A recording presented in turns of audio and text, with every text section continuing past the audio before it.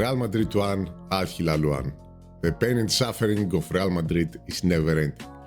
Carlo may have left, but it's like he's still there, like a lingering ghost that has cursed Real Madrid with his departure. Now, before we talk about the game, I had the chance to sit down and get a couple of words from Trent and how he felt about the game. Here's what he had to say. Joining Madrid was my second biggest mistake after watching explicit content of trannies with grannies on the internet. I'm out, mate, this is horrendous.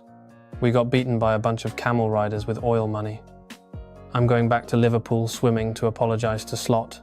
I don't care if I play there, even if I'm the ball boy.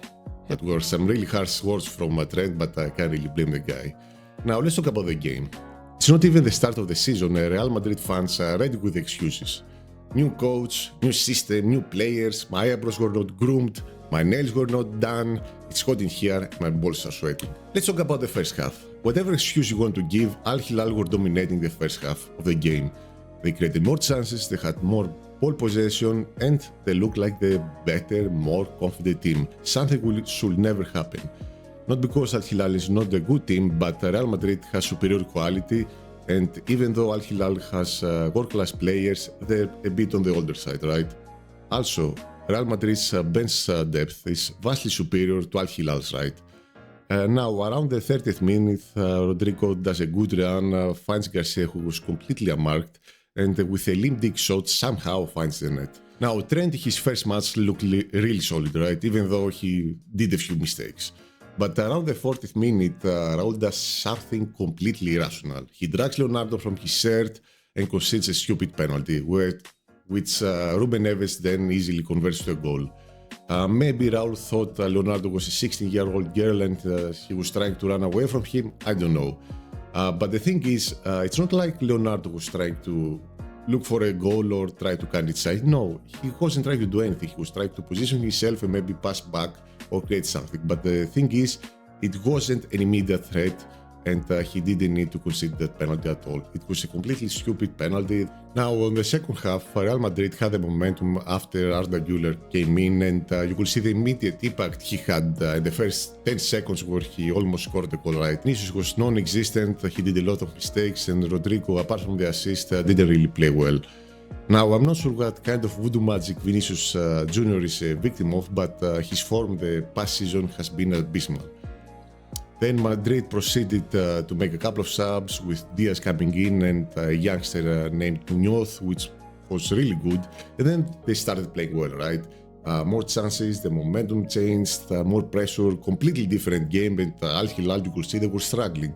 At the end of the game, you know, they were just playing really defensively, trying to not concede any chances. Like they were scared, you could see that. At the end of the game, Al-Qahtani conceded a stupid penalty. No, it wasn't stupid actually. It was something between accidental and on purpose, because if you can see the replay, he looks over his shoulder, he can see Fran Garcia coming, but Fran Garcia was going to the ball much faster, so he reached his hand and found him, he beat slapped Fran Garcia basically. It wasn't a soft slapacino, because after that you could see some clips of him actually bleeding. So it wasn't like your normal bitch shut up, go make me breakfast, you know, just a soft love slap, you know what I mean. And after, Al-Qahtani conceded the penalty, Valverde proceeds to take the penalty, and it was abysmal. Even though I respect Valverde a lot and I consider him an elite player, that penalty was crap. It was weak, it was predictable, and it was taken that well. I'm not sure if, he's the dedicated penalty taker now, but that was a really, really bad penalty, and I was expecting Valverde to do a lot better. Now I understand that Xabi Alonso is a new coach. This game wasn't a clear picture of what he's going to do with the team, because they've only been together for a couple of training sessions, so it's not fair to cut him out. The thing is, bro, something has to be done about Vinicius and Rodrigo and some other players. They're not playing well at all. You can't consider yourself a world-class player, an elite winger or whatever, if you consistently play like crap. Nowadays, they are more concerned about hyping the media rather than actually playing the game. That's why they keep saying, I will do it 10 times better, don't forget they are. And, Rodrigo made some statements the other day saying that I really want to prove myself. Like, bro, your pitch is your way of talking, of showing why you're important to this team and why you deserve to be a starter. Leave the media, leave the social media for the 16-year-old children, right, to get some sort of validation. Your job is to be a footballer.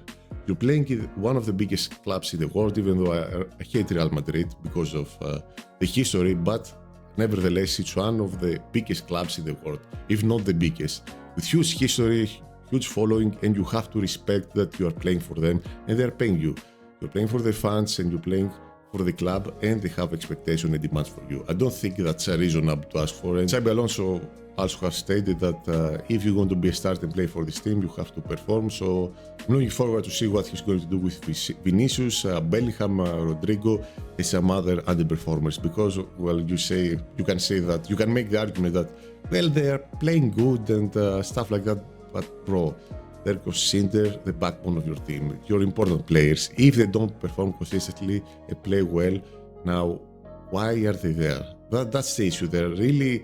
Their wages are really high. They're getting paid a lot of money. Madrid PR always pushes this narrative that, how great and insane these players are, but you have to be able to perform and show this on the pitch, which they don't. The last year they have been underperforming massively. Anyway, that's my match analysis. I think it was a pretty tight game when it shouldn't have been, like I said, because Real Madrid is a much better team. But I'm looking forward to the rest of the tournament and what Real Madrid can improve. Anyway, guys, let me know your thoughts in the comments down below.